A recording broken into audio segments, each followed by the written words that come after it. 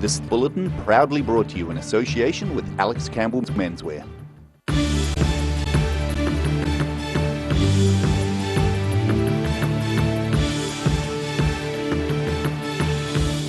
Tonight on the South Today, concerned Dunedin residents anxiously await the outcome on proposed local school bus changes. Frustrated Southland protesters take water quality issues right to Environment Southland's door. And the Invercargill Library's famous recreation of a Kardashian family photo is back in the headlines again.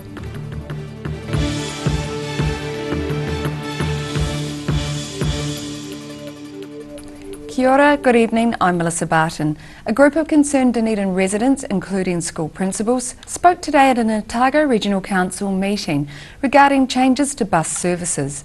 One group of Waikari residents are pleased the council has agreed today to alter bus routes in the suburb. Jason Graham, a parent of a pupil at Tahuna Intermediate, school principal Tony Hunter and Kings High's Darren Smith presented the Otago Regional Council with their thoughts on the current temporary public bus service expiring at the end of the term. The group want to change the Otago Peninsula public bus service route so it meets the needs of students at Bayfield, Kings, Queens and Tahuna. Graham says their appearance today was met with some resistance. The way that the current service number 18 bus operates to town, it doesn't go close enough to the schools in order to be safe enough for the kids, because they have to cross. They've got a long walk and they've got many streets to cross. The temporary service will expire at the end of the term in 3 weeks' time. The current bus routes are between 1.7 and 2 k's from Tahuna, Kings and Queens. Hunter says the new public bus network offers too long a walk for children and is dangerous for school pupils. Pushing the responsibility back onto schools when we see it as actually we're talking about a public bus service that's not meeting the needs of its commuters. The key things that for us are outlined around the safety of our children. That seemed to be an issue that came up, was a question that came up, and I felt that we are always endeavouring to ensure that our students are safe, and as the current model sits, we are compromising that safety. Councillor Michael Laws questioned safety concerns and whether it would be feasible to have a new service up and running before term ends. He then put pressure on the Regional Council to give a date when the forum would hear feedback. I think it would be rude and impolite to send them away saying, oh well, we're going to discuss this later, bugger off. Meanwhile, Waikari residents were pleased the council has agreed to alter routes in the area after their concerns following changes last September. They came back with a report with 5 options in it, which we were absolutely over the moon because I finally felt like they were listening to us. Despite the outcome, several of the Waikari residents at the meeting were still not totally satisfied. Liz Angelo says the council should have saved taxpayers' money with better public consultation at the beginning of the process. And she is still disturbed about route changes affecting elderly and disabled passengers. I'm Roselle LeBone for the South Today. Queenstown Lakes residents will be consulted about how to improve the district's glass recycling service and organic waste disposal. The two areas have been highlighted as focus points in a new proposed plan to manage and minimise waste disposal in Queenstown. The Queenstown Lakes District Council says the rise in visitor numbers in 2015 and 2016 has contributed to an increase in glass needing to be disposed of. The plan will be released for public consultation this week and is expected to be set in place in June this year. Members of the Otago Southland Save Our Water campaign caused a bit of a stink at Invercargill's Environment Southland office this morning. Southland resident Matt Coffey decided to highlight water quality issues by delivering them straight to Environment Southland's doorstep. Sharon Rees has more. This pile of cow manure made its way from the Upper Matoda River to the front door of Environment Southland this morning. After becoming fed up with seeing cows on the riverbed, Southland resident Matt Coffey decided to dump the issue right under councillors' noses. It's all been collected out of the Mataura River in the Upper Mataura, where the cows are freely roaming on the riverbed. We're trying to bring more attention to this and let the councillors know that we're not going to let it lie. Coffey is a member of the Southland Save Our Water campaign and says Environment Southland hasn't kept its promise to clean the region's waterways. They promised by the year 2020 that they'd have a 10% improvement in water quality. This is only less than 2 years away, and we haven't seen an improvement. In fact, we've actually seen deterioration.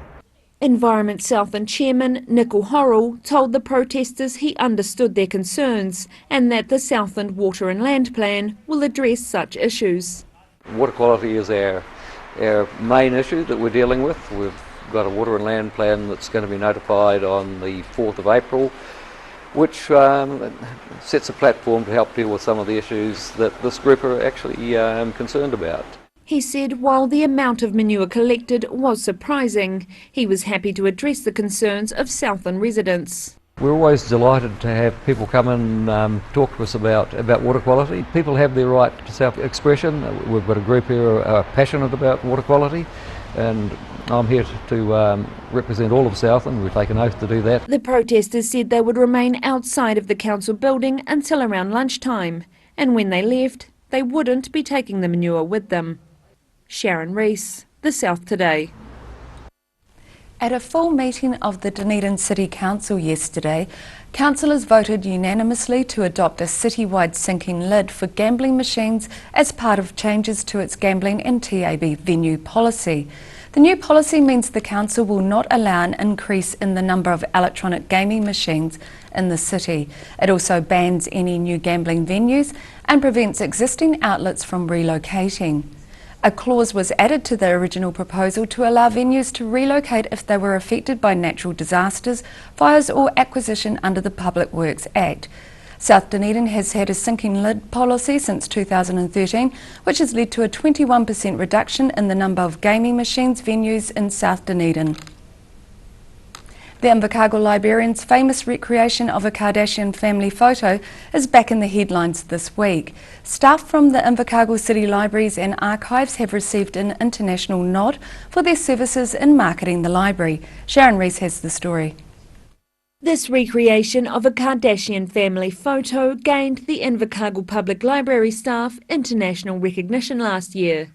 And the same image has earned them second place in the International Library Marketing Awards. Taking the mickey, I guess, out of one of the most popular families on the planet is always going to get some media coverage, and yeah, I guess one thing led to another, and we got recognised by some international library forums, and we come off with a second place win, and got a wee prize to go with it. The award means the marketing team will receive €1,000 and fly to Kuala Lumpur for an International Federation of Library Associations event. Coote said he never believed the image would go this far. I didn't think that we'll be still talking about it half a year's time, but yeah, it could be a whole year-long sort of thing for the library, because this forum that our library team get to attend, that's in Kuala Lumpur, is in August. So it's basically going to be almost a whole year of focusing on this Kardashian picture that we did. He said the win was huge for the library and meant the team could further promote both the library and Southland in general. We can let people all over the world more aware of our library, the resources and services that we provide, and also Invercargill and Southland in general. The team are yet to decide who will represent the library in Kuala Lumpur, but the €1,000 will go towards some new equipment for more of those famous videos. Sharon Rees, The South Today. Still to come on The South Today, Queenstowners living at Frankton's Motor Camp have until August 2019 to find alternative places to live.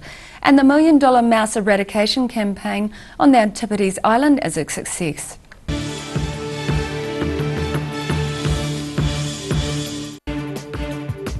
For all your news from the southern regions as it happens, go to our Facebook page.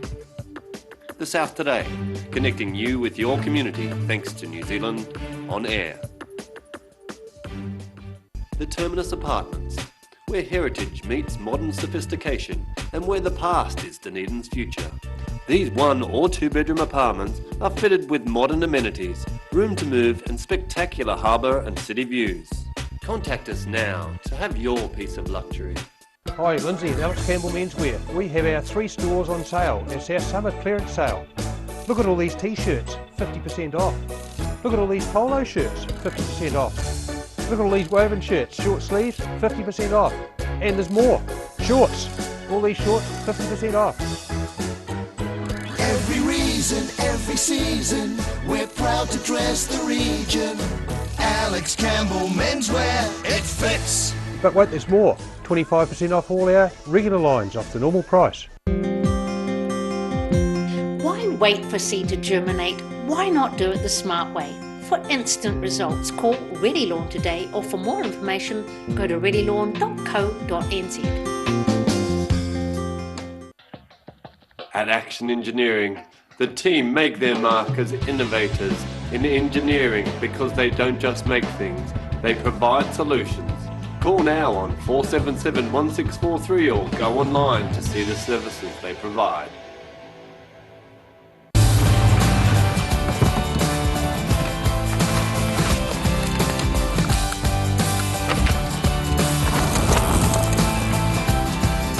Helping New Zealanders to do more. Talk to MTF today.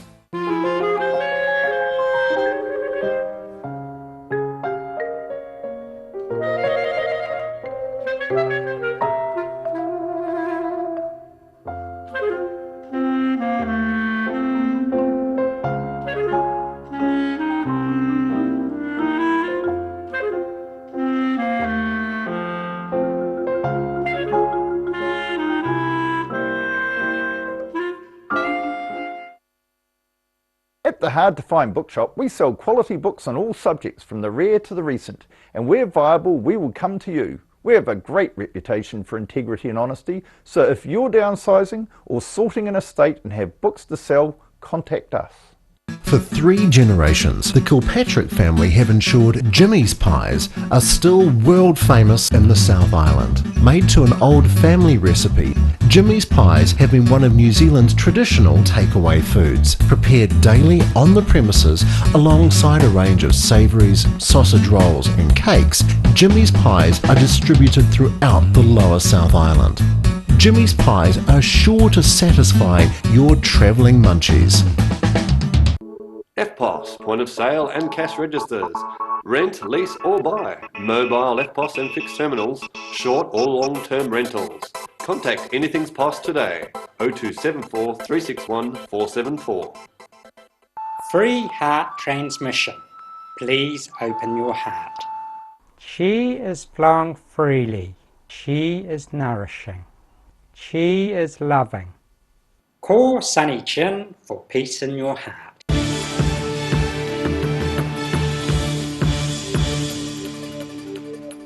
Welcome back. Residents at Frankton's Motor Camp in Queenstown have until August next year to find a different place to live. The Queenstown Lakes District Council yesterday extended the camp's lease, which was due to expire this August, for another year. The camp's lease will be extended by the council until after the district-wide camping strategy is completed. The council says the future of the site is yet to be decided, but it is unlikely there will be options for permanent or semi-permanent accommodation in the long term. Council staff will be meeting with residents early next month to explain what is happening and what the future options are. The camp has been operating for 24 years. Dog handlers have just sailed back from Antipodes Island, declaring the area now free of mice. This follows the $1 million mouse eradication campaign that raised funds in 2012 in an effort to return the island to its natural state. The South Today went on board to find out more. Back from the windswept Antipodes Island, located far south of New Zealand's mainland, is the sailing ship Evoe. On board are the Department of Conservation dog handlers who have just come back from a trip to confirm that Antipodes Island is now mouse-free. The $1 million mouse eradication project was funded in part by the public and exterminated mice with poison baits back in 2016. But project manager Stephen Horn says the enterprise couldn't be called a success until this year's survey with specially trained dogs confirmed that no mice had survived. Because mice are so hard to detect at low density, so in order to have the level of confidence that we have, we waited for effectively 2 mouse breeding seasons so that if there were any survivors, they would have rebounded to numbers that are in the realms of detectability. And so this follow-up work has proven that. But yeah, it's really tough when you put all this work in. A lot of people gave their money back in 2012, waiting for something to happen, and then we say, hey, we have to wait for another couple of years before we can say whether it succeeded or not. It's a really long wait. Mice are not traditionally viewed as predators, but recent video evidence shows they do attack and kill seabird chicks. Because mice have a personal territory that's only about 20 metres in radius, every nook and cranny of the island had to be checked, which was no easy feat. The dogs and the dog handlers roamed the place, and it was pretty tough going, and some of the tall grass and the ferns that are above head height, and everyone sort of looks at a plateau of tussock and thinks, oh, that looks like a doddle to walk through there, but actually you're standing on pedestals about 1 metre high and effectively swimming across the tops in places, so it's a reasonable challenge. And they did a great job covering that whole place, and we're very confident that we've got to the point that it's successful. Other islands around the world have equally been plagued by mice, but hopefully not for much longer. Internationally, the RSPB are looking at Gulf Island in the South Atlantic, which is an important seabird island. It's only got mice, and the mice are busy preying on the seabirds and causing a lot of damage out there. So they're planning to eradicate mice in 2019 winter. And then Marion Island, which is a huge island, 29,000 hectares, also in the South Atlantic, they're looking at an operation in about 2020.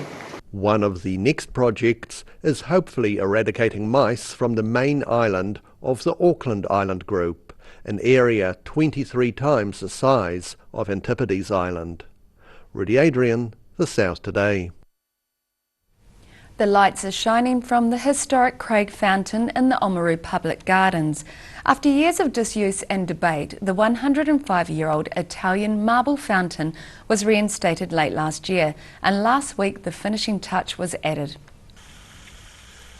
The Heritage New Zealand Category 2 listed Craig Fountain was a gift to Oamaru by timber merchant James Craig in 1912. The fountain failed in the 1990s and sat dry for decades. The Waitaki District Council dismantled the fountain in March last year, which was in keeping with the recommendation of a 2001 report. The council eventually spent $165,000 to restore the fountain before the water was turned on again in late December. Network Waitaki provided a free lighting design for the fountain, and the Rotary Club of Oamaru raised $10,000 for the internal LED lights, which now light the fountain from dusk to midnight every night. On Friday night, a crowd of nearly 200 people gathered in Oamaru's public gardens and shouted, "Let there be light!"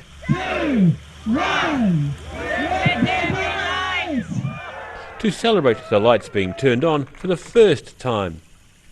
Daryl Baser, The South Today. After the break on The South Today, budding young Dunedin artists create a mural on the windows of the Albatross Centre, and the Mahina Rugby Grounds is now lit up for players to train at night and host the occasional night game.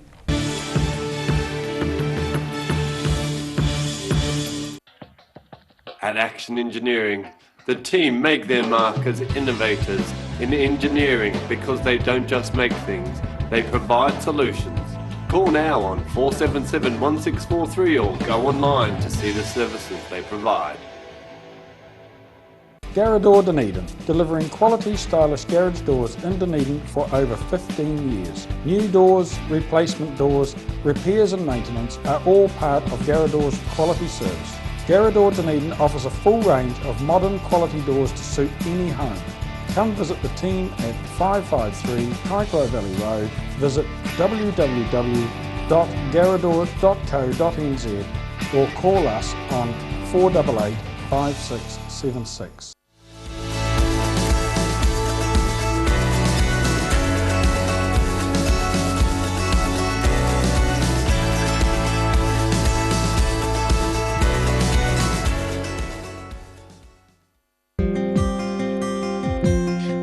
wait for seed to germinate. Why not do it the smart way? For instant results, call Ready Lawn today, or for more information, go to readylawn.co.nz. 135 Cumberland Street is a brand new, recently listed Category 1 heritage building right in Dunedin's warehouse precinct.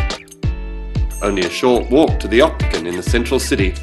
These are warm, well-insulated, self-contained apartments with all you need for a short or long stay. With beautiful views onto the harbour, these Airbnbs at 135 Cumberland Street come highly recommended for your stay in Dunedin. Oh, I'm not happy with this product demonstration, Ralphie. Oh, relax. It's all about balance. The balance between softness and strength. And my balance is perfect. So we won't fall. Of course not. Hi, Ralphie. Oh, hey there. Whoa. You fell for it. Yep, I fell for it. Cotton Softs. Softness and strength you can trust. I'm cotton soft on the environment too.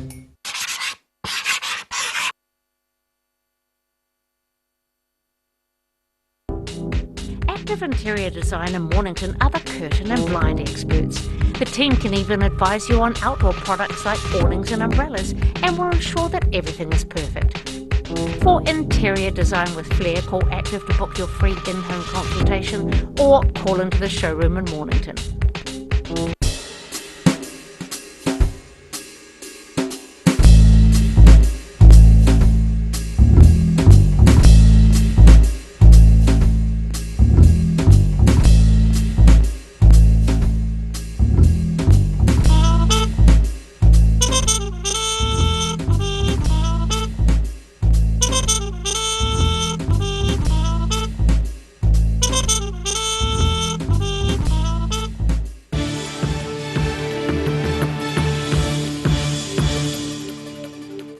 Thanks for staying with us. Dunedin school pupils have been given the chance to draw on windows with marker pens to create art. The result is a colourful mural that the public can view at Dunedin's Taiaroa Head. The South Today took a closer look. Looking a lot like stained glass, this mural at Dunedin's Royal Albatross Centre is actually being created with marker pens on the window. Pupils studying fine art at St Hilda's Collegiate School are creating the artwork under instruction from Pacifica artist Michael Tuffery. Albatrosses don't feature in the mural, with the art instead depicting the ocean and what the birds feed on. What I've been doing is getting some feedback from the staff, some of the scientists here, and we've been actually concentrating on what actually the albatross are consuming. And we thought we'd just concentrate on the wheke or the octopus and the squid.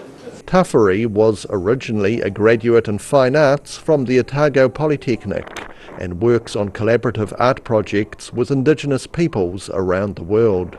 I do this pretty much all around the world, so this is like I do a lot of community work, so with my art practice I usually like to work with the community, or the colleges or the kids or other scientists.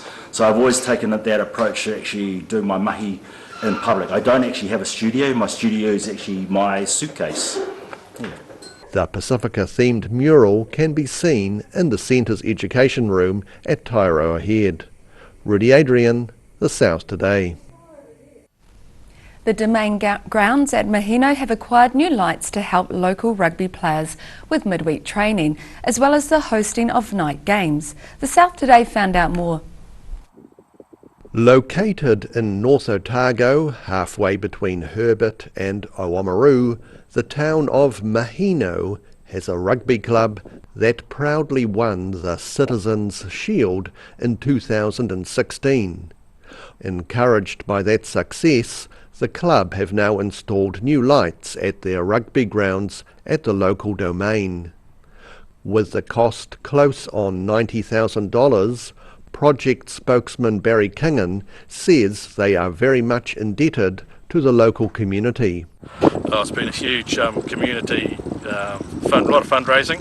We've had fantastic support from local businesses around town and club support and sponsorship and donations, and yeah, it's been a great effort. The new lights will help with midweek rugby training and means that the Mahino Domain is the only ground in North Otago capable of hosting night games.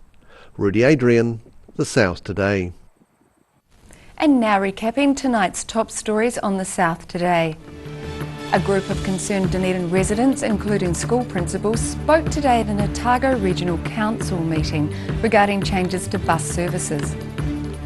Members of the Otago Southland Save Our Water campaign caused a bit of a stink at Invercargill's Environment Southland office this morning. And staff from the Invercargill City Libraries and Archives have received an international nod for their services in marketing the library. And now it's time for a look at what's happening in tomorrow's ODT. Welcome, Phil Somerville. Yes, hi Melissa. Well, speculations are rife about where the hospital exactly will go, and we've got an aerial photograph with various options and what the blocks are, and also look at the Public Works Act and how that would work if acquiring the land. Port Otago has made a decision on those asbestos-tainted sheds in Fright Street, those long ones, and the result is expensive. Thought I'd mentioned in Queenstown Lakes there's a lot of pleas about not chlorinating the water, but the Mayor's saying there's probably no other option. And I thought I'd mention the opinion page. Joe Bennett is always well, a beautiful writer. Hilary Calvert's stirring on matters Dunedin, and Gina Barreca, an American woman, she also, like Joe, writes beautifully. So I recommend readers actually read her column, and just if they haven't before, they'll get a nice, pleasant surprise. Wonderful. Thank you, Phil. That's great. It's something for everyone in tomorrow's ODT. And now it's time for a look at tomorrow's weather. Tonight's weather proudly brought to you by MoleMap. Today's southern view is looking across a drab Dunedin skyline. Looking at the situation, a cold southeasterly airflow will bring showers and gusty winds to southern districts tonight and tomorrow. But as an anticyclone in the South Tasman Sea approaches, the winds will ease and the showers will slowly clear. Looking at the southern towns, Catlins and Balclutha are in for fresh southeasterly showers with a high of 10. Lumsden and Gore can expect decreasing southeasterlies, becoming fine with a high of 12. Westwards towards central, we have Wanaka, Queenstown and Alexandra are all looking forward to decreasing winds, showers clearing and a high of 10 or 11. Even slightly better in Te Anau with winds decreasing, skies clearing and a high of 12.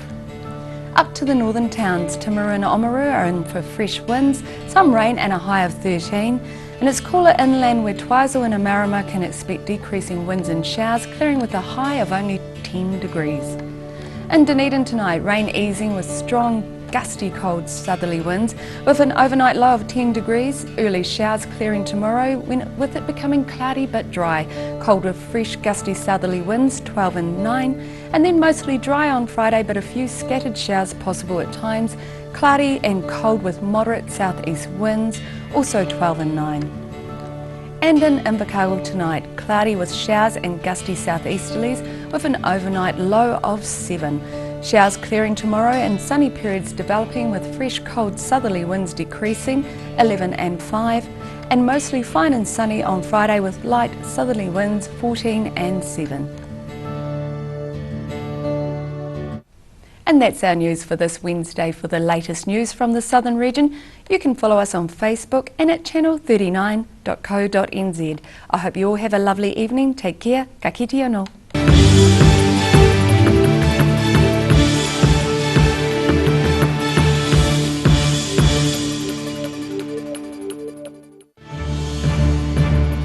This bulletin proudly brought to you in association with Alex Campbell's Menswear. Supporting local content so you can see more of New Zealand on air.